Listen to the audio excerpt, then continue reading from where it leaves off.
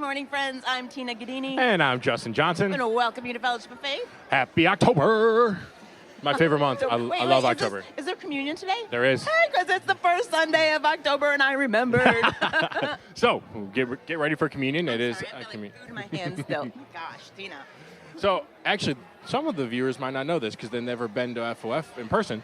So, if you've never actually stepped foot in our facility, you wouldn't know that we actually have a coffee bar that has a bunch of snacks laid out, like desserts and bagels and there's baked. People donate stuff. Exactly, donating Sometimes things. we have deviled eggs. Yeah. Oh, I saw plantains and salsa Yeah, out there today. I saw that too. And you also, Plantains. I think that was probably left over from the one-day revival. One-day revival. Yeah, yesterday. Anyways, it's kind of like a spread laid out every Sunday morning. We have a coffee bar with all sorts of yummy coffee drinks and all sorts of stuff. So Yeah. that's what Tina's meaning. Oh, She's and we eating have a bagel. locally roasted coffee. Yeah, which is really cool. I'm not a coffee drinker, Speaking but of. I love the smell of coffee, so it smells great. And she's got her coffee. Guys, I'm so happy you have joined us today for worship on this lovely October morning. It's my favorite month. I have been so excited for fall pretty much since June. Yeah. So this is great. I just wish it would cool off a little bit more. It's It is going to, It's yeah. beautiful weather, but it's not quite cold enough for me. I like flannels, so Yeah. it's not. So, okay, so do you guys know Kyle Martin? Yeah. Okay. Kyle May. Darn it, Yeah. Meg. Yeah. Sorry, Kyle and Kyle. There's two Kyle M's. I've pictured him, the right person. Yes. That's visual. He does, yeah. I'm pretty sure he's a member at this church, too. Oh, Kyle Martin, I harvested honey. If you're still brewing, I'll give you some honey. There you go. Yeah. Anyway, so Kyle May just ran a 100-mile race. Yeah, and he finished this morning at like Insane. 6:30. That's crazy. And at mile 16, somebody kicked a walnut, and he stepped on the walnut and, like, wiped out and hurt himself. And it was like, oh, my gosh. At mile 16? At mile 16. Yikes.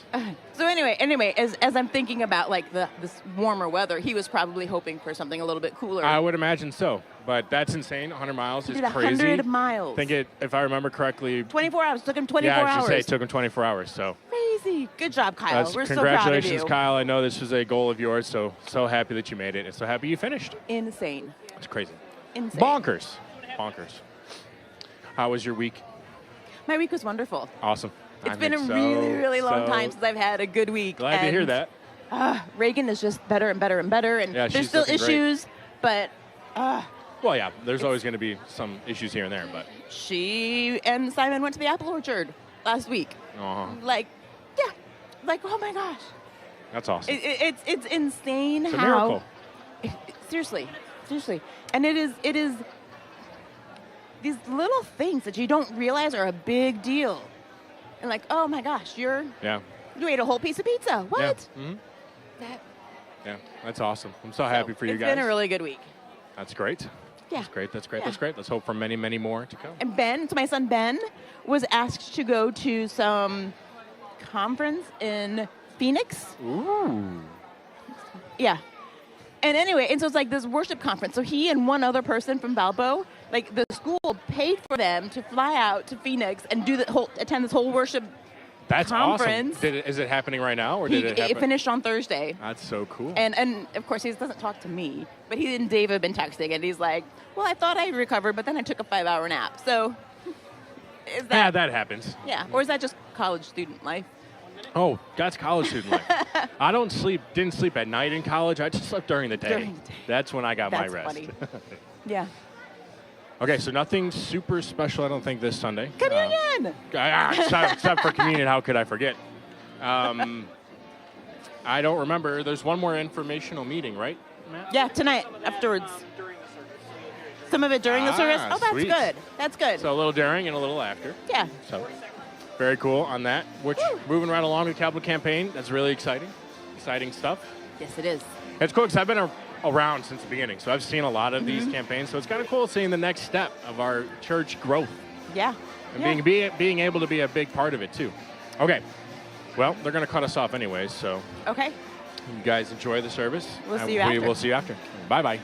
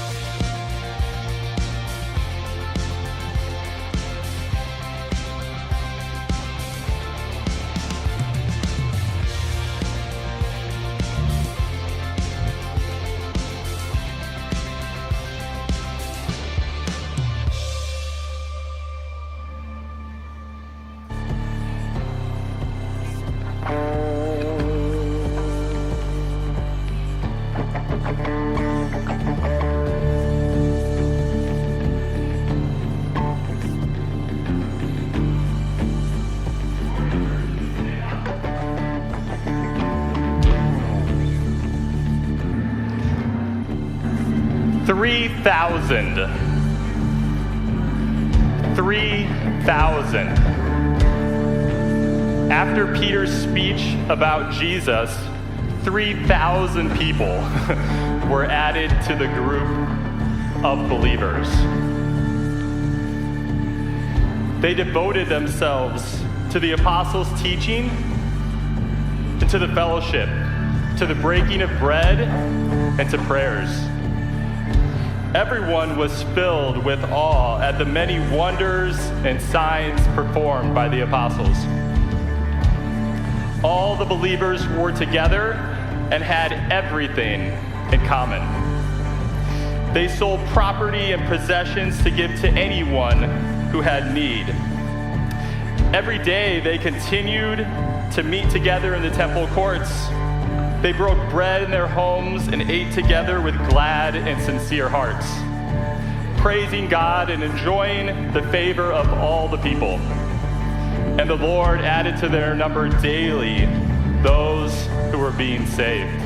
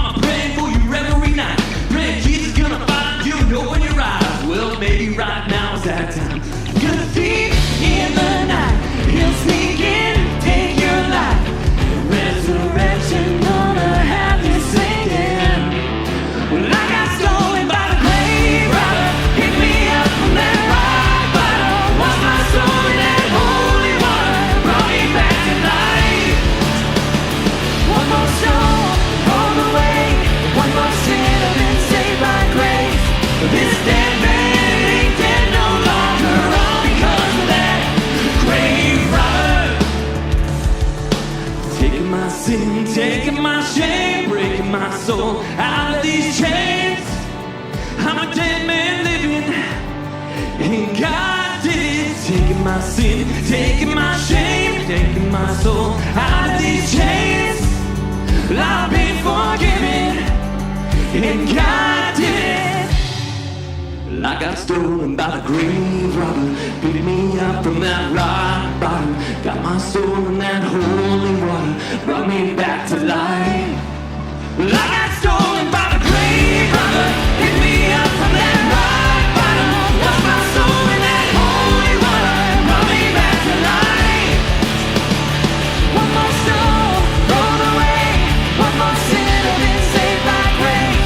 This dead man ain't dead no longer, all because of that grave robber. Since the rock ran and rolled my soul. Grave robber. Since the rock ran, it's all because of that grave robber. Welcome to worship, everyone.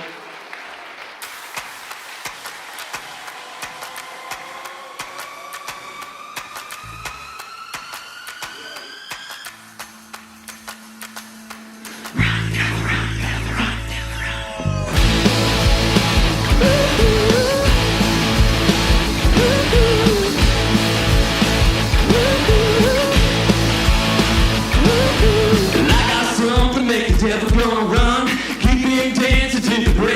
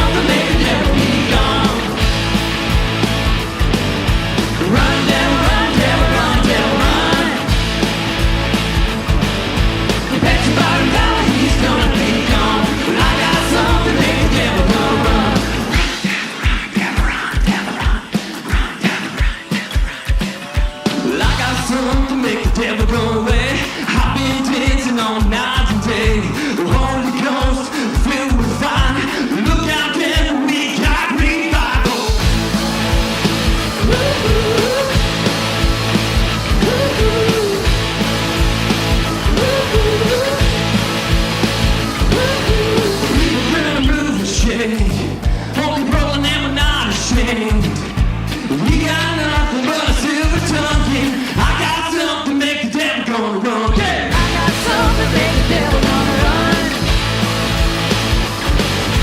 I got something to make the devil be gone. Run, devil, run, devil, run, devil, run.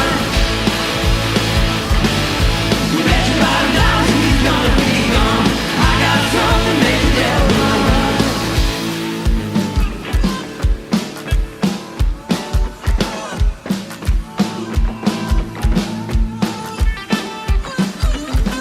Got the King of Kings and the Lord of Hosts. Got angel armies and the Holy Ghost. Got spirit filled, baptized by fire. Got a valley of bones that came alive. I got a cross filled and empty grave.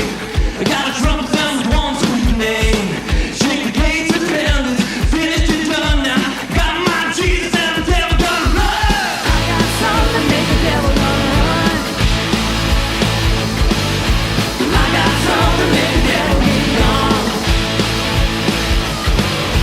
Run, devil, run, devil, run, devil, run. You bet your bottom dollar he's gonna be gone. I got something to make the devil gonna run. I got something to make the devil be gone. Run, devil, run, devil, run, devil, run. You bet your bottom dollar he's gonna be gone. I got something to make the devil gonna run. I got something to make the devil gonna run. Run, devil, run, devil. Woo-hoo! All right. Good morning, Fellowship of Faith. Guys, so good to see you today. Go ahead, grab a seat. You know, I was running low on gas. I was driving in this morning and had to stop at the Trio up there at Bull Valley Road and Crystal Lake Road. You know what the one I'm talking about right there? And I stopped there and I start coming down Crystal Lake Road towards Mason Hill this morning. And I just start looking going, this is a beautiful road. This road looks clean. This road looks manicured. And then I saw it. Piles of orange garbage bags. Big shout out today to our road cleaning crew who's keeping the community looking nice, all right? I've got one more. Last night in this place, we had one of the missionaries that we support. Her name is Jen Olson from Honduras, who's doing incredible work out there in the Latin American gang culture. And they had their dinner last night, and I talked to Steve Fromus this morning. He said it just kind of rocked. Hey, shout out to all the work that's happening in Honduras, to Steve, to Jen, to everyone doing that kind of thing.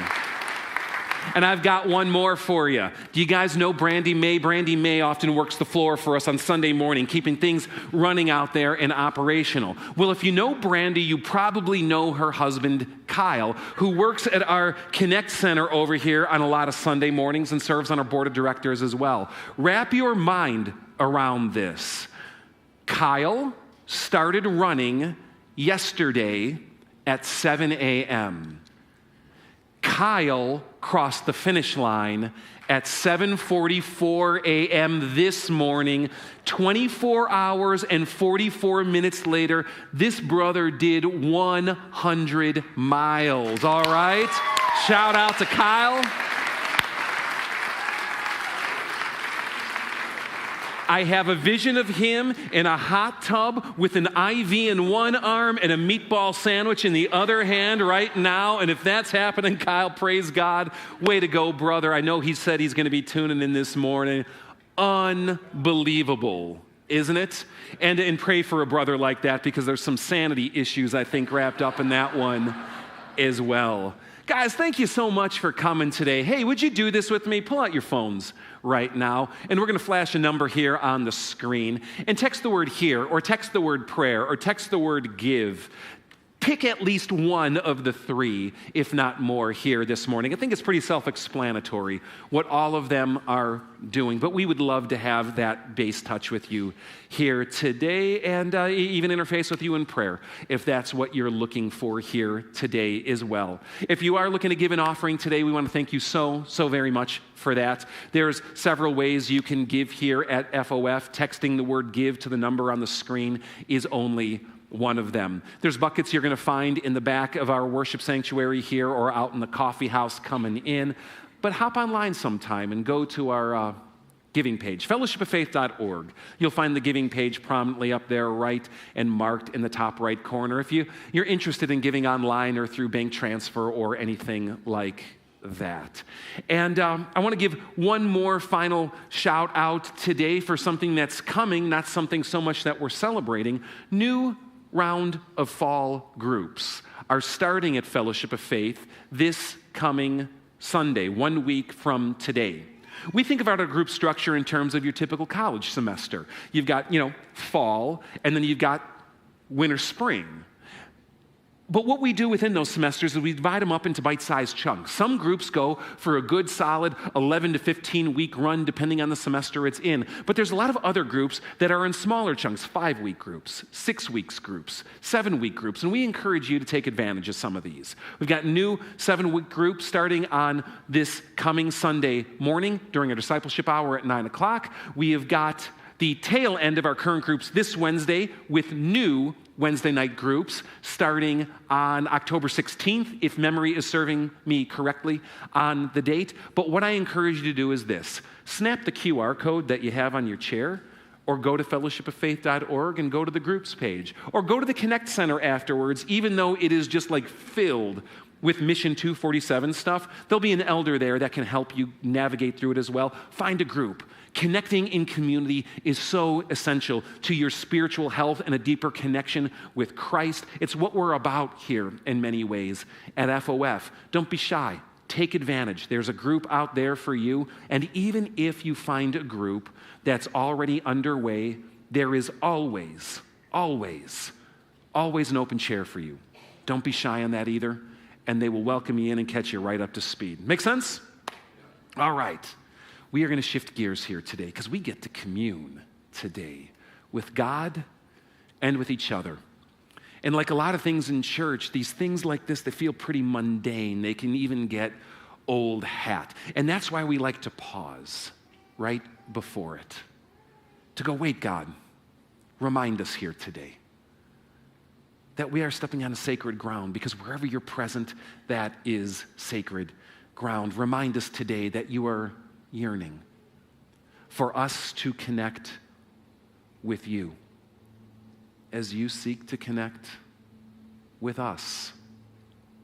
I love how the New Testament writer Luke captures this in a very simple phrase. He says this: they devoted themselves. They devoted themselves. Well, maybe they're not going to put it up there for you, but you know it. That's kind of a phrase in the Bible I'm just going to, drive on by. Pause there today. How are you devoting yourself? Ask God to help you devote yourself today. Confess to Him the ways that you're not. And start the vision anew. I invite you to pray.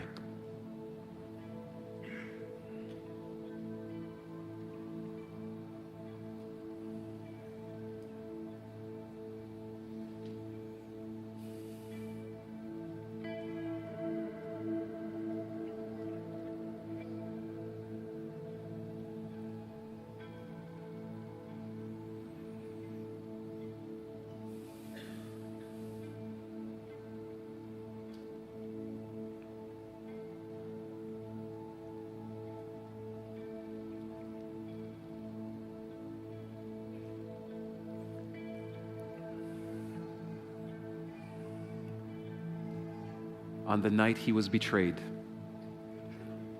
Jesus took bread. He broke it. He gave it to His disciples and He said, "Take and eat. This is my body given for you." He took a cup. He gave thanks. He gave it to them and said, "Drink of this, all of you. This is my blood of a new covenant shed for you for the forgiveness of all of your sins. Come and do this in remembrance of me.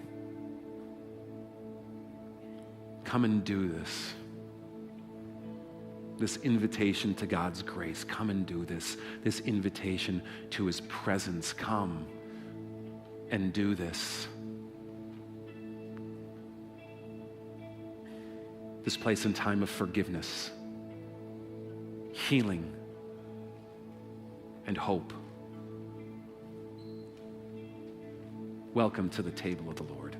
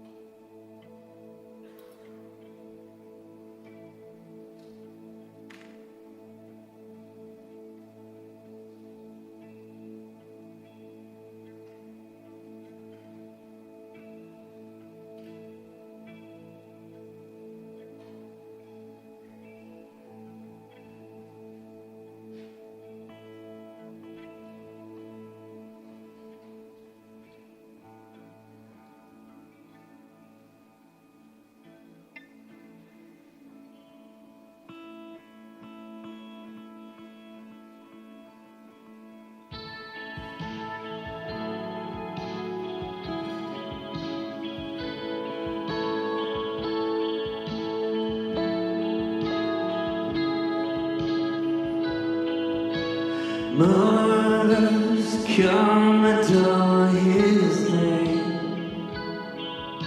Sisters, raise your hands in prayer. Lift your heads, taste and see all he's done. Heaven to earth has come. Father, shout the victor's cry. Brothers, feast upon his life. Joy has dawned. Death is been overthrown. Mercy is on his throne. Oh,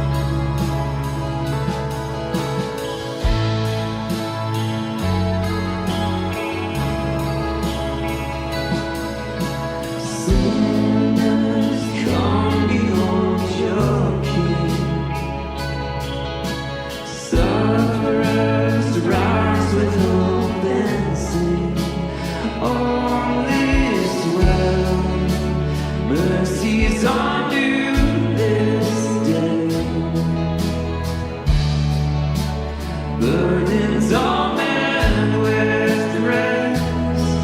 Oh Lord, oh Lord, how majestic is your name in all the earth. Oh Lord, how majestic is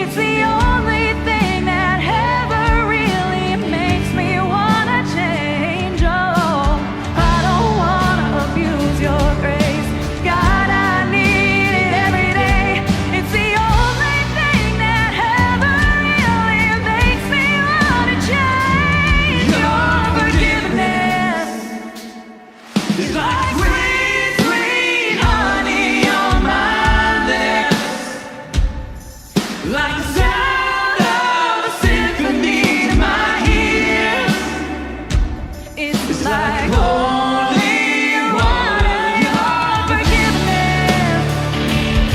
It's like sweet, sweet honey on my lips. Like sound of symphonies, my ears. It's like holy water on my skin. It's like holy water on my skin. It's like holy water.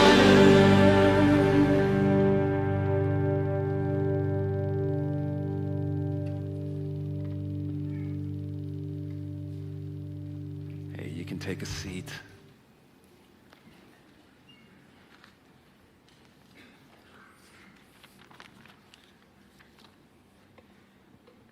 You know, these last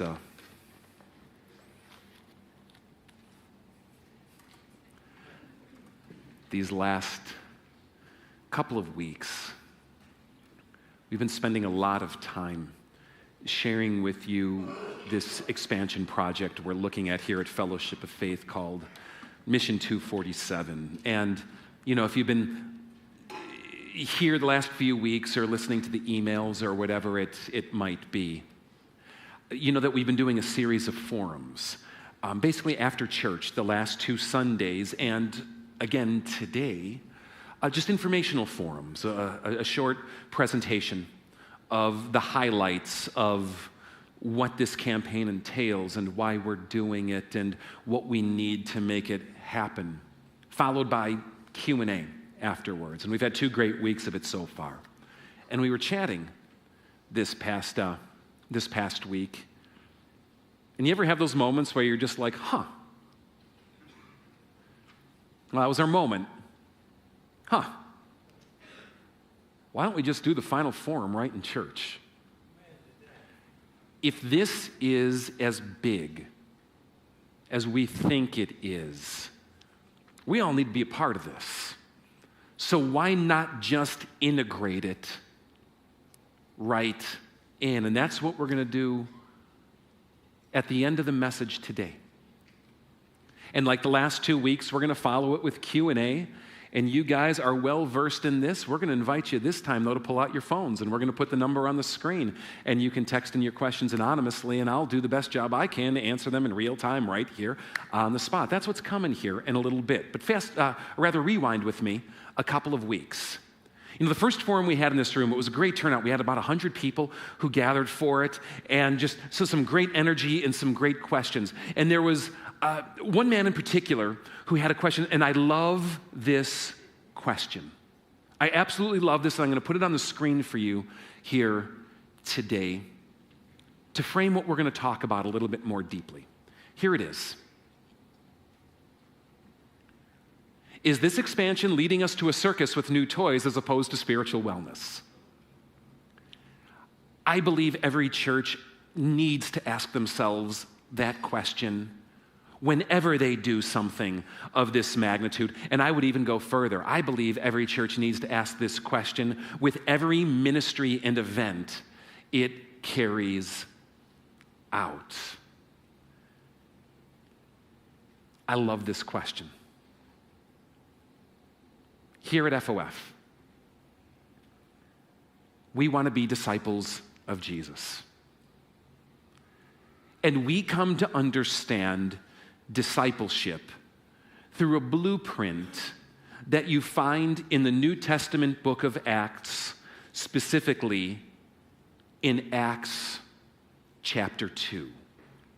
Now, this entire school year, and for even some beyond, we as a congregation are going through this New Testament book called Acts. Because what I find in the book of Acts is not only a blueprint, but a launch pad for what the church is supposed to be. What are we supposed to be as we gather here? And what better question to ask as we go forward into a new chapter as a congregation? But understand this, laced in the question, what are we supposed to be as a church, always includes, what are you supposed to be as a Christian?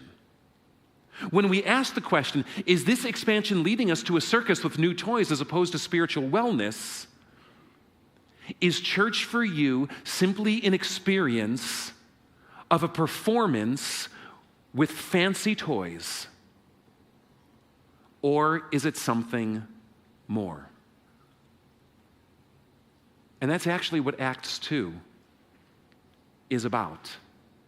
Now, for the last 2 weeks, and including today, matching these forums, we've been going through Acts chapter 2. We spread it over 3 weeks because it's that important. Acts chapter 2 is the climax of the book of Acts. You're like, it's only the second chapter in. Yeah, I know. But from Acts chapter 2, the trajectory of everything is set. And Acts 2 can be divided into 3 basic sections. I call it the what, the why, and the now what. What happened? Why did it happen? And now what do I do because it happened? Well, what happened? The Holy Spirit was poured out, and it changed everything for those first followers of Jesus. And by his power, they began to witness to people in such a way that the world has never seen. That defies ability, that defies logic, and God's word starts to go out. That's what happened in Acts chapter 2. Why did it happen? Peter stands up in front of the crowd who's confused, just witnessing what is going on, trying to make heads or tails of it, asking, what does this mean? And Peter says, let me tell you. Here's why this has happened. Because Jesus, whom you crucified, is God's Messiah. And he is therefore God's king. Not the king over God, but the king that God has set in place.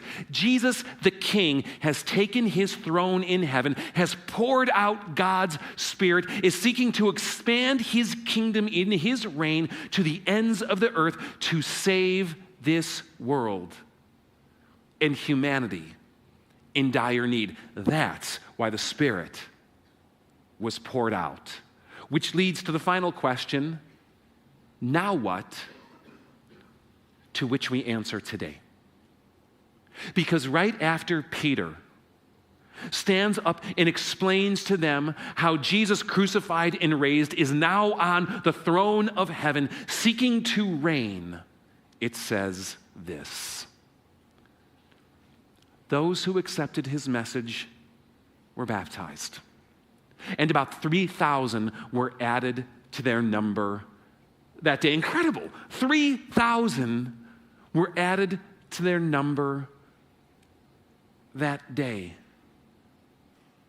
by the simple yet profound power of the Holy Spirit, working through the message of the proclamation of King Jesus to the people who were crying out, wondering what to do. Last week we had some people baptized. Last week we had some people stand up and make that proclamation. People who are accepting the message. It happened back then and they were added to their number. It's happening to us today too. But it didn't stop there. And here's where we come into our highlight piece. Not just for today, but as a church, because the passage I am about to show you defines who we are at Fellowship of Faith and why we do an expansion like this to begin with. For us, it is a template, a blueprint, and a launch pad into what it means to be a disciple of Jesus. Let me show it to you today. Here's what those people who accepted the message, who responded, and who were added to the number did that day. I wanted to fit it on one screen. So if the font is small, you're welcome to come forward and get up close. Or pull out your phone and read it along with me. But it says this, and I do want to read it again word for word because I think it's that important. They devoted themselves No happenstance here. They devoted themselves to what? The apostles' teaching and to fellowship, to the breaking of bread and to prayer. Everyone was filled with awe at what God was doing through these apostles. And the believers gathered together, and over 3,000 of them together, and they had everything in common. They even sold property and possessions to give to anyone who had need. It says they continued to meet every day together in the temple courts. They broke bread in their homes. It's like they couldn't get enough of each other just there. Everyone over to my place. Can you house 3,000? I'd like to know how they made that happen. But they broke up into smaller settings. They met in their homes. They ate together with glad and sincere hearts, praising God, enjoying the favor of all of the people. And as it says in Acts 2, verse 47, the Lord added to their number daily those who were being. Now, I would like to examine this passage a little bit more closely because there can be some points where we don't quite resonate in the same way today. Let me give you a couple examples. We don't have apostles with us anymore. Here's another. The temple is gone. And in a day and age where we're far more currency-based than possession-based, selling property and possessions to give might not be quite the same model we find more natural to us today either. So I took a little bit of liberty with Acts chapter 2. And what I did is just change the wording up a little bit to try to capture it more in a 21st century context. Let me show you now the way that I did it to try to make it clearer, maybe even more relevant to the call of discipleship Jesus has on each of us today. Maybe you need to think about it like this. You devote yourselves to the apostles' teaching. Books like 1 Peter and 2 Peter, books like John and 1 John and 2 John, Gospels like Matthew, the depository of what these apostles taught. Devote yourselves to the apostles' teaching and the continuation of it, as the church has been doing for 2,000 years, and to the fellowship of faith. Certainly this one with a capital FF here, if this is your church home, but the fellowship of faith in general as well, and of course to the breaking of bread with each other and to prayer. Guys, live in awe of God. Continue to live in awe of God and what He's doing. And come together. Don't isolate, don't segregate. Come together and strive not for your own agenda, but for the common vision and the common good. Filled with patience for each other and forgiveness. Because when the Acts 2 community came together in common, it wasn't because they agreed about everything, and we don't either. So learning to practice what it means to be in common, do that. Be filled with that patience and forgiveness. And tithe. And then go beyond. Even selling your property and possessions to give to God's kingdom work here and to the poor and to those at FOF who find themselves in need. Continue to meet together every week at church. I got good news for you. You don't have to fly to Jerusalem. We can do temple meet here. Continue to meet together every week at church, 52 weeks a year. Break bread in your homes. Gather in smaller settings with glad and sincere hearts, praising God and enjoying the favor of all the people. Because I'll tell you this, the Lord is adding to our number daily.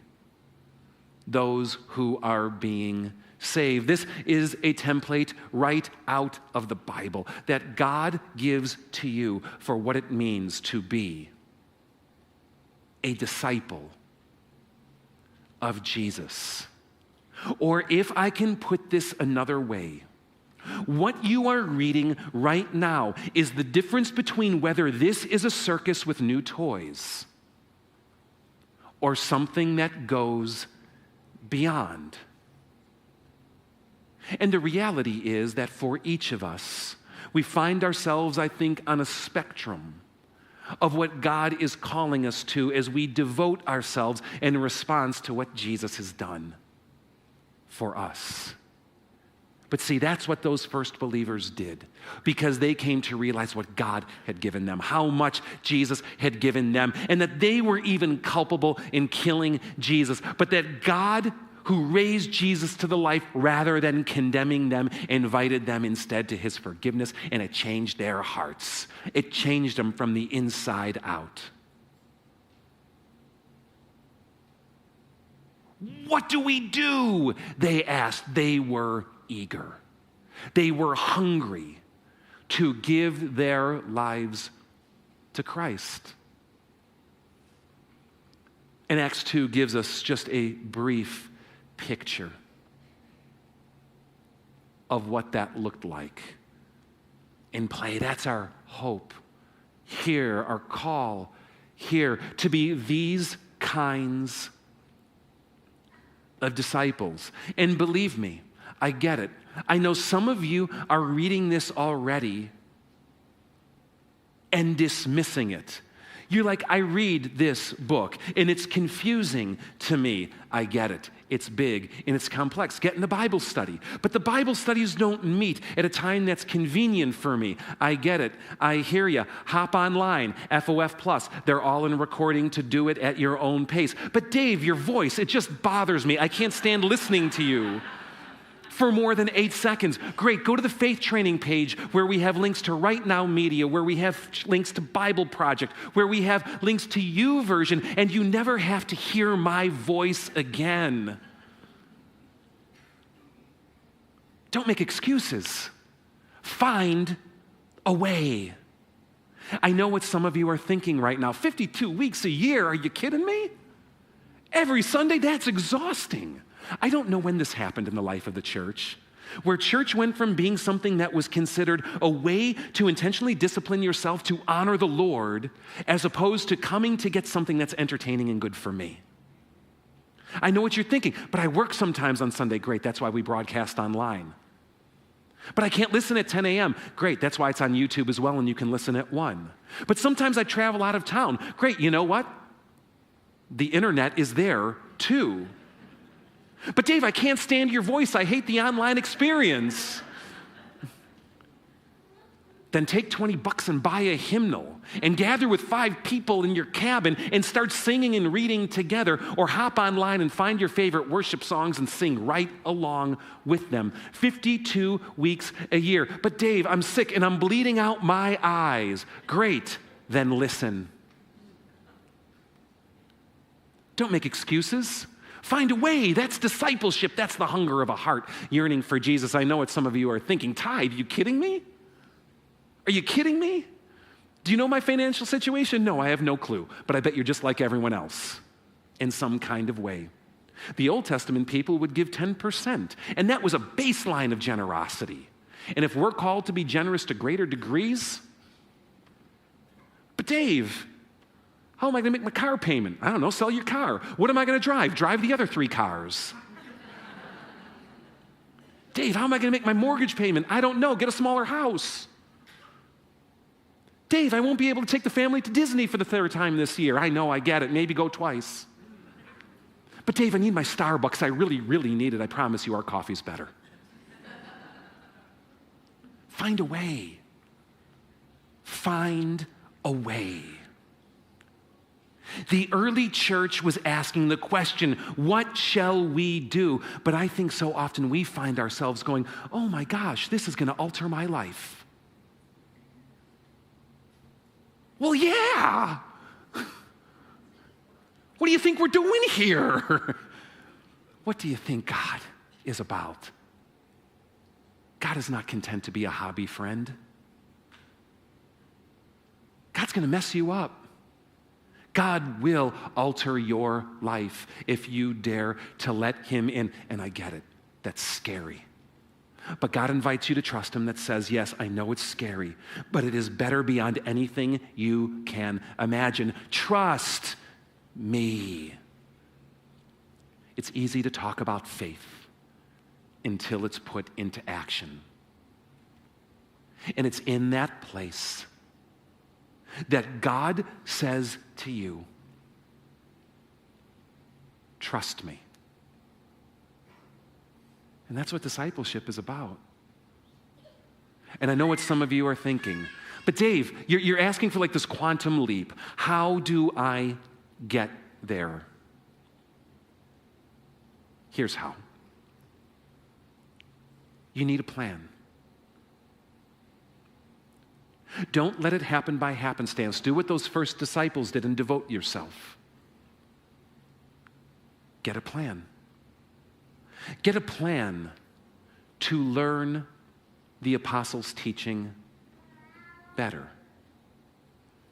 Get a plan to move from 12 times a year to 15 and celebrate that win from 15 to 20 and let God honor it from 20 to 30 times a year, and you get my meaning, how it swells. Get a plan. Figure out a way, take it in bite-sized chunks and start to build it. Get a plan. You're not giving anything. Start with the first-time gift. You've done a sporadic gift. Get regular. Then move to percentage from 1% to 3 to 5 to 10. And then let God blow your mind and take you even beyond and over the top generous ways. Get a plan. Get a plan. I've been here at FOF 21 years, and you know what I've discovered? You're smart people. You're smart people who know to navigate life. You can do it. Get a plan. Stop asking the question, how can I? And start asking, how do I? And if we can help you with the plan, we have been doing this here at Fellowship of Faith with people for years. Reach out to me. I'll sit down with you. An elder will sit down with you. We will help you find a plan to do it. And do it because it's Jesus' invitation to you in response to who he is as king. To be one of his followers, not just in name or in voice, but in lifestyle too. And that is what this Mission 247 expansion plan is all about. It's what keeps it from being a circus and a path of discipleship instead. So let me ask you the question, how will you keep Fellowship of Faith both now and in the future, whether we build or not? How will you keep Fellowship of Faith from being a circus with new toys to something of spiritual wellness? Brother, I cannot thank you more for asking that question 2 weeks ago. One final thing. Acts 2 ends by saying the Lord added to their number daily those who were being saved. We need a plan for that too. How do we plan for the inevitability of what God is doing? And here today we have Joe Simonini, a brother who has been sharing these last couple of weeks about that plan, to now come up on stage and share it with you. Would you welcome Joe up with me?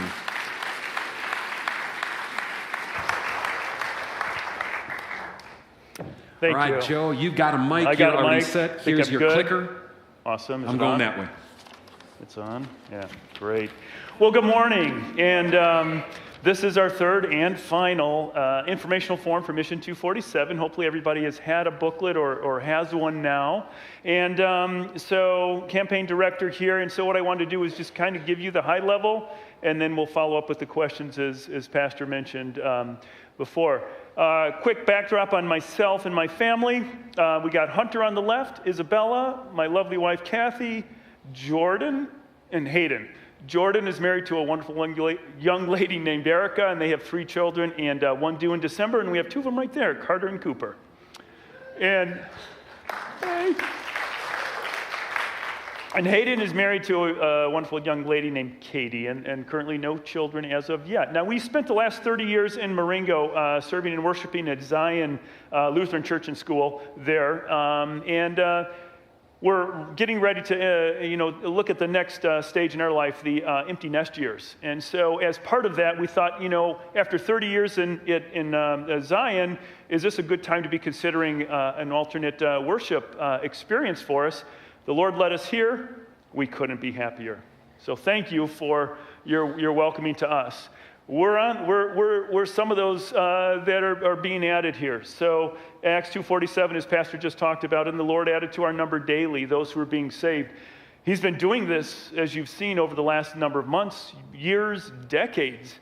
We're just out of space. And so as a result of that, and in recognition of the fact that he's not done, he's going to continue adding to our numbers daily. So what are we going to do? So out of active obedience and active devotion to the apostles' teaching and to God's will, we have the design committee was formed a few years back, I'm guessing 2-3 years ago, and with these 6 folks that worked on the original vision and the renderings and directional movement of this campaign and this build-out program, got it as far as they could go, and then formed the Capital Campaign Committee about 4 months ago.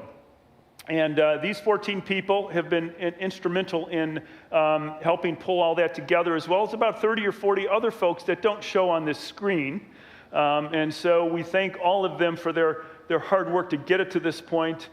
We are entering probably the most significant phase of this entire campaign. It's the capital campaign phase, the pledge phase, if you will, and this next month is really going to determine ultimately what this expansion looks like, how we're going to get there, and assuming it is a green light, what the final concept and renderings are going to look like for us here. One I just want to mention today is whoops, got to go backwards. Right here is Jessica Brown. She is our visitation coordinator. Jess has put together a team of 20 or 25 folks that will be reaching out to each of you individually and your families to set a connection time, to sit down with you and explain. And I know she's already done that with some of you. Explain to you what the campaign's all about and what part you could play, what it means to you, what it means to fellowship, and just how important it is to all of us. So when you do receive that reach out, it could be a phone call, it could be a text, it could be an email, and it will be under the brand of Fellowship of Faith Mission 247. So please just shoot them a note back and do your best to try and schedule some time with them. That would be much appreciated. We got 6 key ministries that are going to be impacted in a very positive and favorable way here. We have our worship space. We have our coffee house. We have our adult and our next-gen ministries are going to benefit greatly by the increased square footage and resources that this expansion is going to bring to us. We'll have to, obviously, we're going to have parking and outdoor improvements then as well. This is what it's going to look like, again, directionally. No final drawings and final blueprints are going to be done until we know what the pledge amount is and how much we have to move forward with. But right now, just to give you a high level here, right here, the new fellowship is where we're sitting today.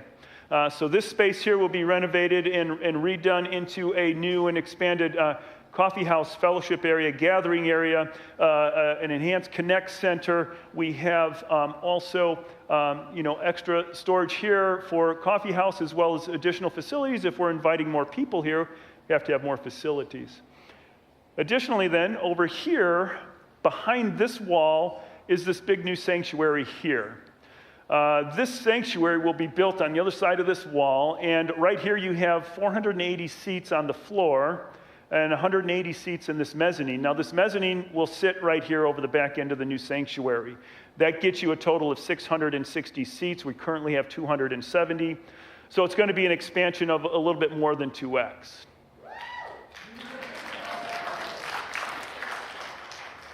And if we're going to do that, we also have to have more parking to put people. We're going to run out there, out of grass. So right now what we have is this little strip in the front. We have 110 spaces up front here where we park today.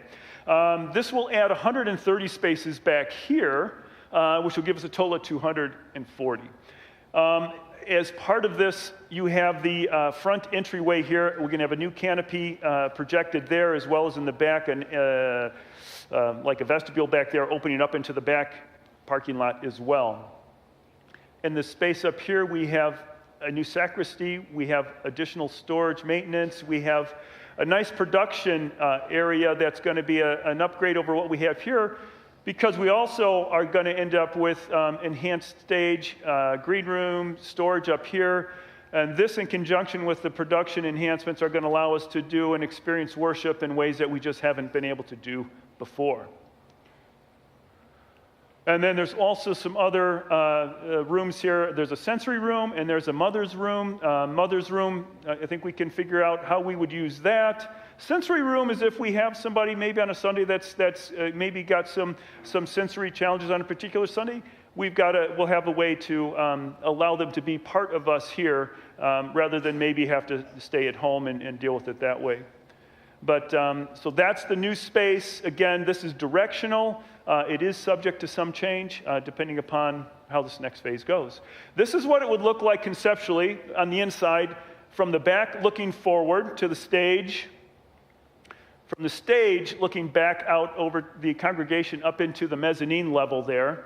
And so you'll notice it's a little different setup internally here. It's going to offer much more control over natural lighting for us here, which is really going to be important for the type of worship that we do and that we will be doing on into the future as well.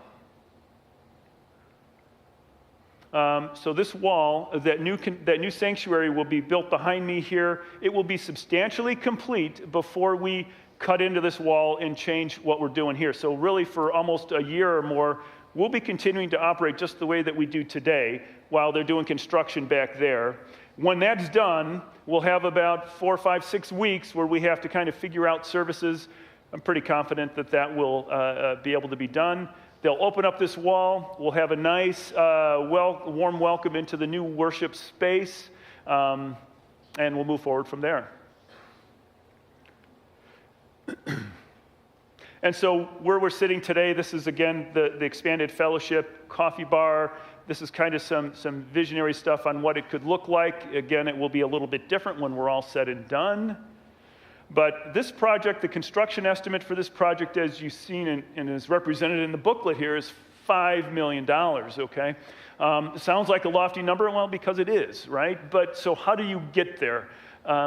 We haven't done this on an island. We haven't done this in isolation. We've done this in conjunction with the LCEF, the Lutheran Church Extension Fund.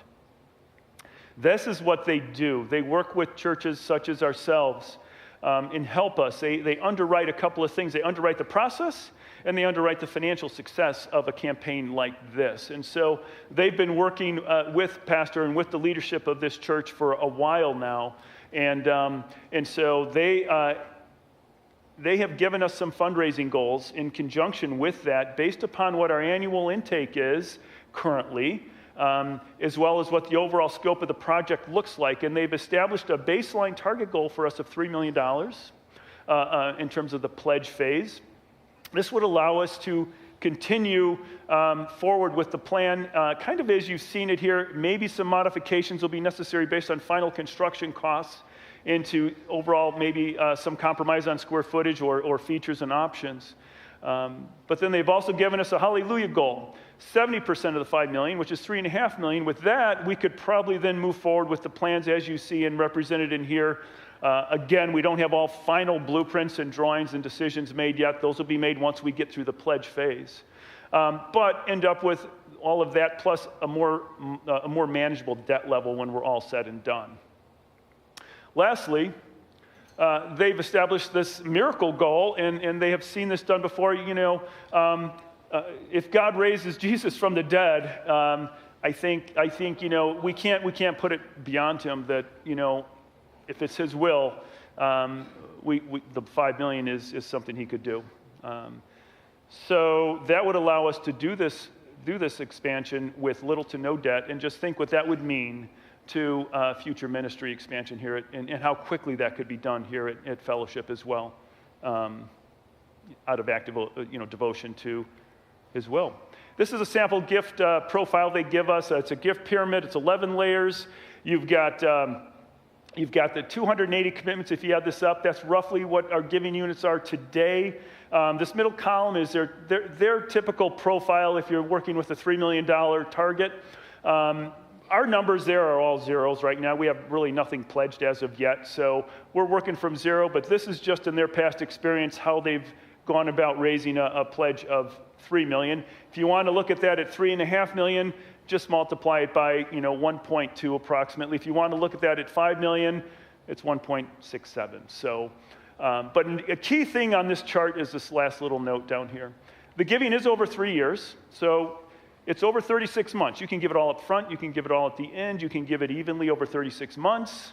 Whatever fits your budgetary and your planning situation. The sooner you do give the money, though, it just reduces the interest load on the construction loan that we have. And really critical is this has got to be over and above our regular giving. We can't scale back our regular giving to fund this expansion because we're really not coming out ahead on that game. We can't build a new facility and not be able to turn the lights on. So we have to continue at that level and be very prayerful about that. Timeline, we are sitting here at our third forum. And so coming up next is the gift conversations here in October, they're currently trying to schedule those. Put this date on your calendar. Please circle November 10th. That's Commitment Sunday. Commitment Sunday is when all the pledges are coming in and being due, and that's going to be shortly after that. Then we can figure out exactly where we stand with our pledge against that $5 million construction total. It then goes to a voters meeting on November 24th, and then assuming we get a green light to proceed at that point in time, we're looking at first gifts due on December 3rd, Giving Tuesday, and then that following week. And then those gifts would continue for the next 36 months and complete in December of 2027. Groundbreaking would be in the spring of 25 and complete about 15, 16 months later in mid to late summer of 26. October gift conversations is where we're at right now. And again, just to call out Jess and her team, they've spent a lot of time and hours training and preparing for these visitations. When you do receive those connection requests, please just shoot them a note back and try to find a time that works best for you. And lastly, just keep this in your prayers on a regular basis. Keep the campaign in your prayers. We'll pray for all of our personal situations. Pray for your brothers and sisters here at Fellowship as well. Pray for the leadership here at the church as well. And that's that. And just continue to keep that in your prayers on a regular basis. Pastor, if you want to come on up, I think that's what we got. So thank you guys for your time. Thanks, man. Once again. As Joe said, make sure to snag a book if you haven't gotten one yet on your way out. The back page is filled with FAQs. And I say that because we're about to move into a question phase, and it might be answered already. Likewise, go online, fellowshipoffaith.org. You'll find the link on the homepage. And there's even more FAQs and information that you'll find there as well. So that's our plan. And what I'd like to do for no more than 10 minutes is entertain any questions you may have live from the floor. By the way, if you need to stand up and stretch, do it for a second, all right? That's good. I know I can get kind of, Do we need that? Let's just stand up. All right. Let's just stand up. Gets long, right? All right, and with that, let's see where we're at. How is our current financial situation today? Well, we run lean margins here at Fellowship of Faith. Every year in the history of our church, our income and our expenses continue to rise, and I'm happy to show you exact numbers. We're very transparent with this in what our capacities are. This time of the year, we're a little bit behind budget. Not abnormal. November and December are big giving years in a church, and we anticipate to be on that trajectory. General operating budget, we're making it. We're ahead, but it's not by leaps and bounds. Total expenses, we're behind because we've had to pay LCEF and architects and people like that a whole lot of money that we're hoping this makes up for in November when we have the campaign and can kind of backfill on. Our financial reserves are about $100K in undesignated. That might sound like a lot of money. It's not for an organization our side, and we wish it was a lot more. So hopefully that helps you and steers it a little bit. What if you're one of the ones at FOF who is in need? 10% of our offering plate goes to mission support because as we ask you to tithe, we think as a church we should tithe. And part of that goes to what we call benevolent support to help those who are connected to FOF in financial times of need.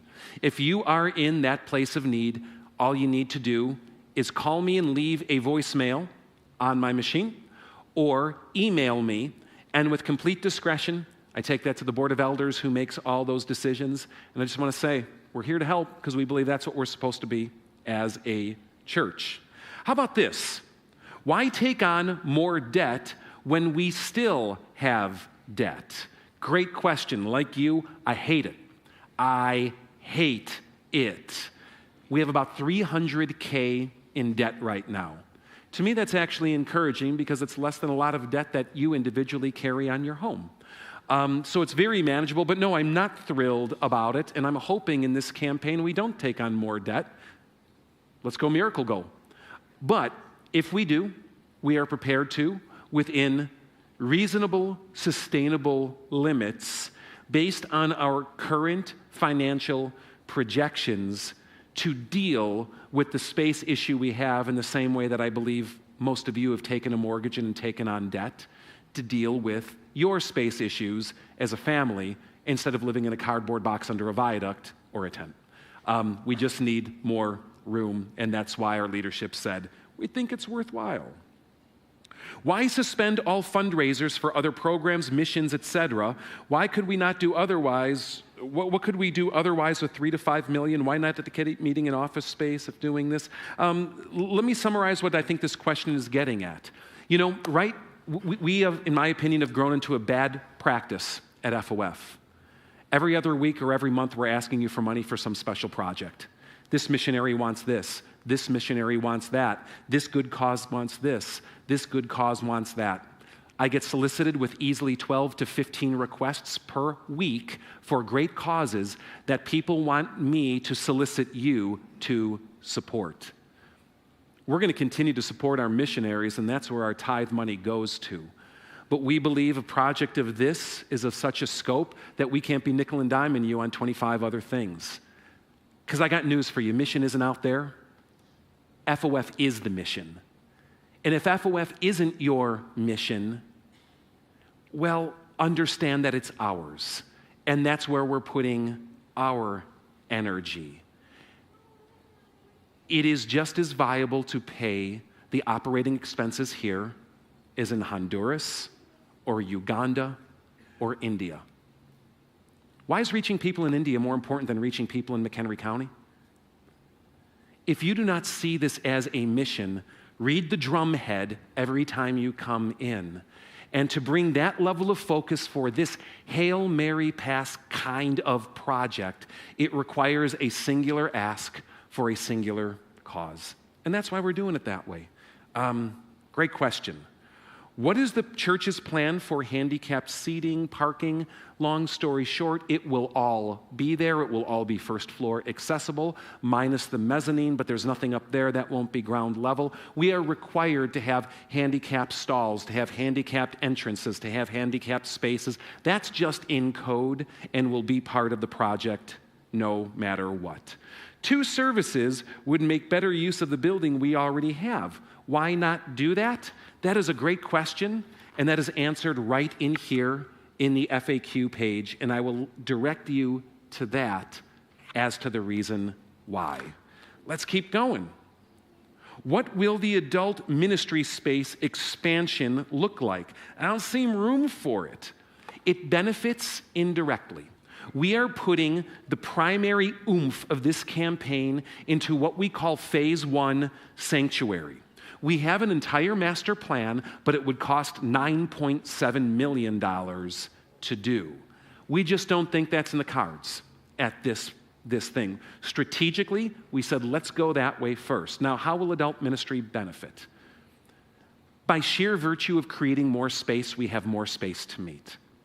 So think about a typical Wednesday night ministry, how we tuck into every orifice of this church. Horrible image. I don't know why I said it that way.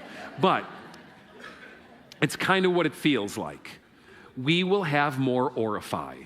We will have mother's rooms and sensory rooms and green rooms and stage and mezzanines, not to mention the available use of space of here in the coffee house. And that's how it will alleviate our issues, but still looking forward to a Phase 2, we hope, someday. Is the children's ministry going to expand? Kind of in the same way that the adult ministry space is going to expand. They will have greater use of space, just like worship will, and that means with Coffee House in here more space out there in our current coffee house can have more specific children's ministry use. How much money has FOF already spent on architects, financial planners, campaign planners to get to this point in Mission 247? So much, I want to throw up. It's disgusting. I don't like it. And now I'll give you the numbers, and you say you throw up over that, and I say yes, because I'm conservative. All right? Right now, we're about $35K in with our architect. Right now, we are pledged to our capital campaign company for another $50K, $15K in with the next $35K to be spent only if we vote it as yes. Additionally, we're about several $1,000s into things like marketing that we had to put together and other types of things like that. So you do the math with that, and what are we talking there? About $50K, $60K, maybe $75K so far overall, hence why our operating capital is $100 and not $200 anymore, in large part. Oh, we had to buy a new copier too, and those things are expensive. That's stupid. What weekly attendance level do we need to achieve to cover operating expenses for the new expanded facility? Well, if we get the miracle goal of 5 million, we're ready. We're poised. But it depends on how much financing we need to do. If we need to take out a loan for $1.5 million, forgive me, I'm doing this off the fly and I can verify, but I believe that it raises us to about a $12,000 to $13,000 mortgage payment per month. Right now, with overpayment, which we do overpay on our mortgage, we are at about $6,000 to $7,000 a month. So I'm ballparking it right here. But will utilities double? You bet. Will we need more custodial? You bet. Will maintenance expenses go up? You bet. And I can show you a table of underline, score, and highlight estimates for what that would be. But yeah, that's part of the planning process. What is meant when you say this will allow us to have new worship experiences? Let me share with you a couple of the problems we have in this space. We don't have a backstage. So whenever we need to transition, the stampede of worship artists needs to walk up in front of you to get on stage. And do you know what I watch in my message every week? All your eyes shift from me to go, oh, there goes Steve. Oh, there goes Morgan. It's better. Right now, we deal with limitations in how we want to strategically light. the room. Right now, we deal with acoustic issues that are not ideal, that will be more tuned when we are in a space that is designed for it. And with backstage and storage and things, that allows us to do more, I hate the word theatrical, but it allows us to do more experiential or tangible, tactile kind of things as well. And it just aids in all those capacities. I just looked at the clock. I went over on you. I'm having fun. There's more questions to go, but I'm going to honor your time. If I did not get to your question today, the good news is this is not your only time to ask. I'm going to sit on this stage after the service today, and you come up to me one-to-one. And if I didn't answer it in text, I'd love to answer it in person. Email me if it strikes you later. Thank you for your patience. And thank you more so for your energy, excitement, and support for what God may be leading here at this church. So watch this. The worship band is going to come on stage. I never want to have to say that again. Watch them tune, watch them plug in, get your clock. Yeah, look, there they come. Alec is going to be a real job here. 60 seconds later, he'll get settled in. That will all be done, all right? Little things like that. We're going to go out with a song. We generally like to. But let's get on our feet and pray. Joe asked for your prayers. We can get all the money in the world, but if we're not tuning our hearts right in prayer on this thing and seeking the God who gives beyond our ability, I don't think this is going to go very far. Pray for this campaign, would you? Pray for this church. I know a lot of you do. And thank you for that. Focus it. And pray for your role within it as well. Together, let's pray Acts 2. Lord, devote us to the apostles' teaching and to the fellowship, to the breaking of bread and to prayer. Fill us with awe at the wonders and miraculous signs done by the apostles. Bring us together in common. May we sell our possessions and goods to help those in need. We will continue to meet, breaking bread in our homes and eating together with glad and sincere hearts. Receive our praise, O God. May we enjoy the favor of all the people. Add to our number daily those who are being saved. Amen? Hey, real quick, can we just say, worship team, our keyboardist, Chris, today is her birthday. Can we just say, happy birthday, Chris? I don't want to embarrass her too. Thank you.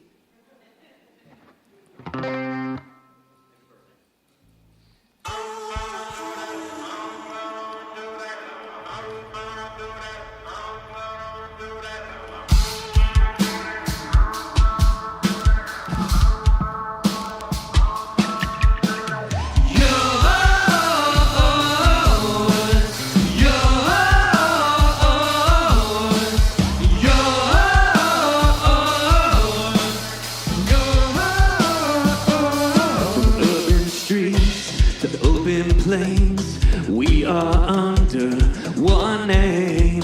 No one is lost but goes unseen, 'cause we're all loved by our King. Well, this is nothing ordinary. There is power in the name we carry. Well, every nation, every tongue, welcome to the kingdom.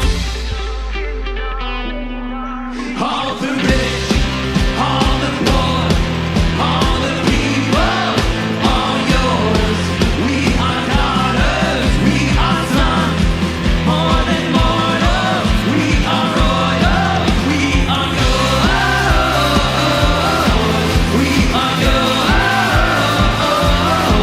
we are yours. We are yours. Running free, with different stories, one King. We don't wonder where we belong. We found our home in the Father's love. This is nothing ordinary. There is power in the name we carry. Every nation, every tongue,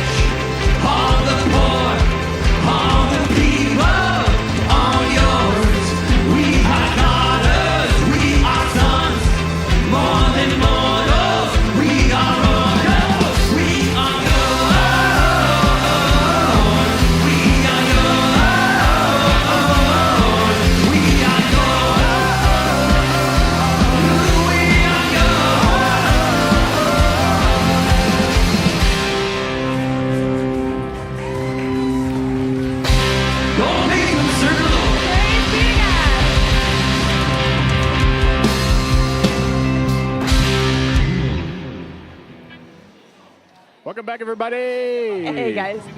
Okay, 5 minutes. Got it. We'll be quick. So, part of the visitation team, the majority of them are board of directors, elders. I'm one of them. So, we got to pick families that we have close relationships with and stuff like that. And they ask us to give our testimony. Why do we love FOF so much? And something that I've been thinking about the past couple of weeks, kind of come up with my testimony. I've been part of this church since I was not born, but when I was 3 years old, since the birth of this congregation. And the reason why I've stuck around this long is because of family. FOF is not just a church, it's not just a community, it's a family. We wrap each other up, we support each other, and that's exactly why I stay here, because of you can feel the Spirit moving in here regardless of how everything else is going on, but the people here, the family that we've built, that's what makes me keep coming back. And just talking about the expansions and being able to open our family up to more people is just super exciting to me. Yeah, it is. It is. A lot of people are like, oh, Pastor Dave. And I always like, it can't be about him. No. And what I've seen time and time again is that people are like, oh yeah, Dave was like the bright shining star that attracted me, but then all the people, yeah. That's why I'm staying. Dave makes you come back, and the people make you stay, because that's what it is. Dave is a great teacher. He's a great preacher. He does a fantastic job on Sunday mornings, but it's the community that you get plugged into. And I got to tell you guys, Dave's like, you just need a plan. You need a plan. You need a plan. I laugh so hard at that because that is his entire life. You want to lose weight. You need a plan. Let me help you with the plan. Plan. Oh, Reagan, you got to do this. Let's get you a plan. Like, oh my gosh. I'm not a plan person. And Dave is a plan person. And it's funny when God puts two people together that are just opposites. Makes it work. Woo. So it's really exciting. It's an exciting time to be here at FOF, and I'm super excited to see what God has in store for us in the future. I love that question too. Like, I know.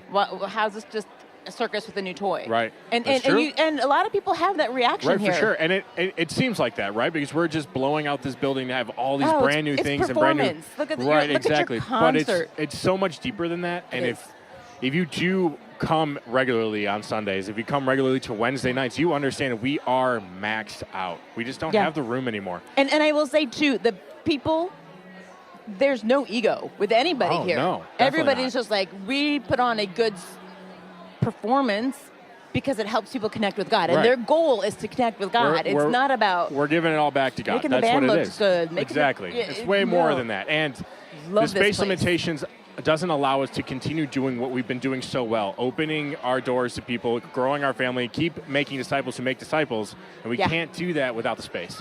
Yep. So.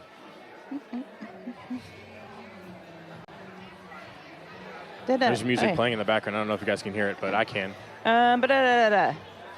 What? Holy Spirit poured on it. Why? Jesus Messiah is the King. What now? Baptized 3,000. So they devoted them. I wanted to say this. This is something that I love, right? So they devoted themselves to the apostles' teaching, to the breaking of bread. They met at each other's house. What does it mean to be a follower of God? Get together with your friends and eat food. Exactly. Yeah. See, Jason was right all along. Yeah. It's awesome. And it's more than just on a Sunday, too. It's throughout the week. It's meeting here on Wednesday nights for groups, or meeting in other people's homes for table dinners or groups and stuff like that. Wednesday night ministries. Exactly. Easy peasy. Easy peasy. That's a great way to start. And that's what FOF is all about. Yep. Spiritual growth through the week, not just on Sundays. All right. We've said enough. We're going to wrap this up. Guys, we hope you have a great week, and we'll see you next Sunday. See ya. I may not be here next